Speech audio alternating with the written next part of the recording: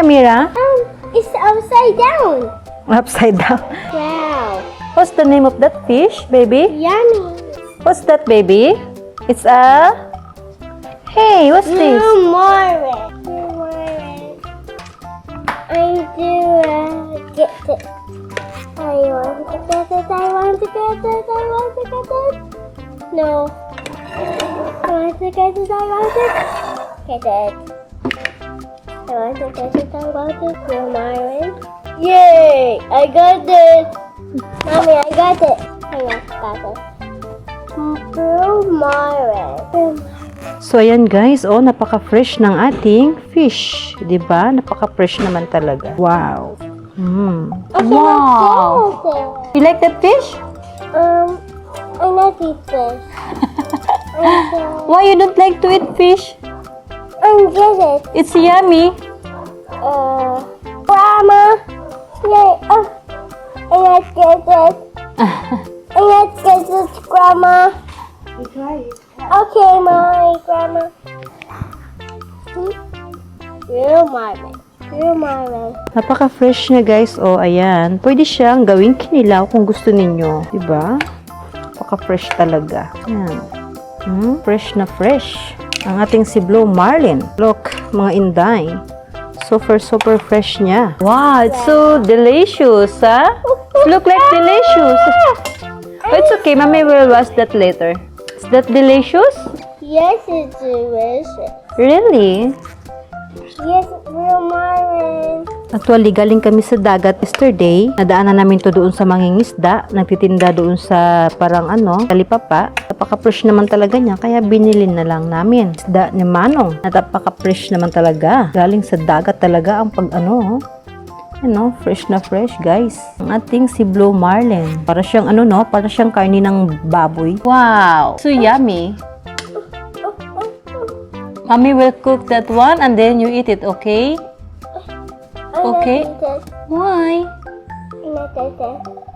It's so delicious. Mommy will cook that fish. It's so delicious.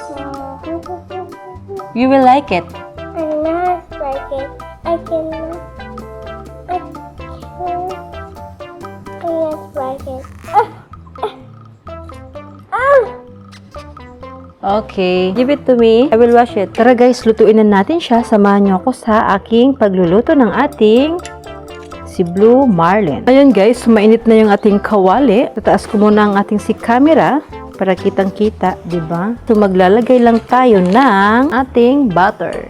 Yes, butter guys. Maglalagay tayo ng butter.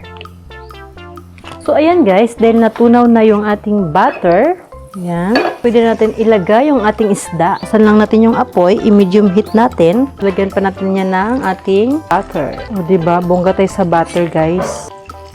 So guys, lutuin lang natin yan ng 1 minuto. Takpan muna natin yan. Then sa another side ay 1 minute ulit.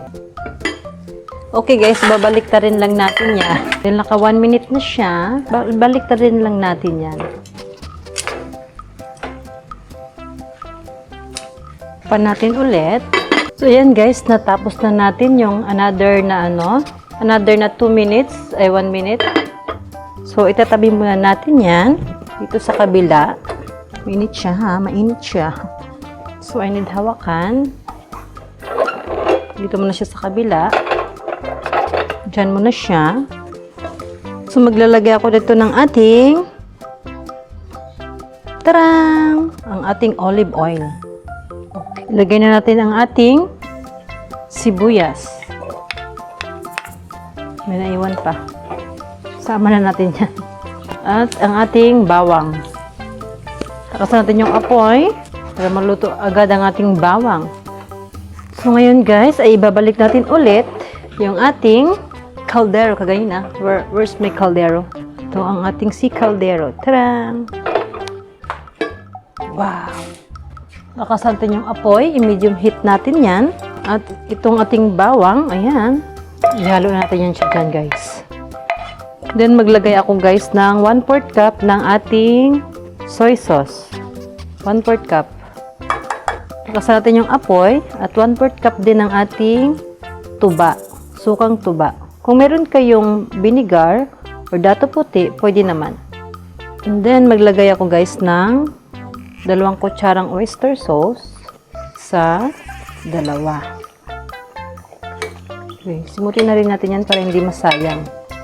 And then, maglagay tayo ng ating paminta powder. Kalahating kutsarita lang ng ating paminta powder. Mas malakas yung apoy. Lakasan nyo yung apoy niyo guys. Baligtarin natin ito. Para pala yung nasa ibabaw dahil wala siyang lasa, mapunta sa ilalim. Then takpan natin yan guys. Balikan natin after 5 minutes. So ayan guys, natapos na yung 5 minutes natin. So atin na siyang bubuksan. Maglalagay tayo guys ng ating brown sugar. Yes, 1 kutsarita na brown sugar ang ilalagay ko. Yan, uy. Kalat lang natin yan. Baliktarin lang natin ito para yung sugar mapunta sa ilalim at mahina yung apoy na. Kasi, actually guys, luto na siya. Pero dahil naglagay ako ng sugar at para mag-absorb yung lasa ng sugar, so kailangan ko siyang lutuin ng mga 2 minuto. Then tapos na guys, pwede na natin siyang kainin.